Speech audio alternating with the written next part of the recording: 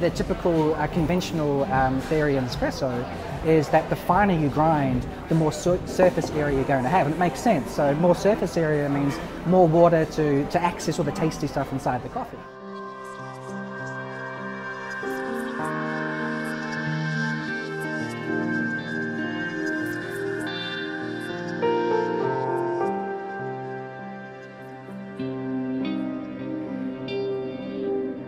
But what we were showing is that even in the parameters that we would traditionally make espresso, that choking was still going on.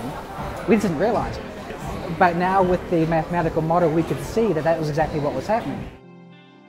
What it started showing us though was that these traditional espresso doses though of like 20 grams, sometimes up to 25 grams, we can achieve the same results with 15 grams of coffee.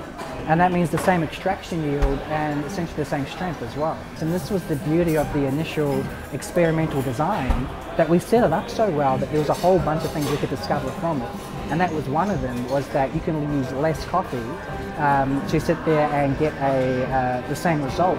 And what we also discovered, and what the mathematical model was showing us very clearly, is that the majority of your espresso actually extracts in seconds, like it's sub-seconds. You see this, and then and so 1 second, you've extracted everything you're going to extract. 1 second. And the remaining brew time is essentially dilution.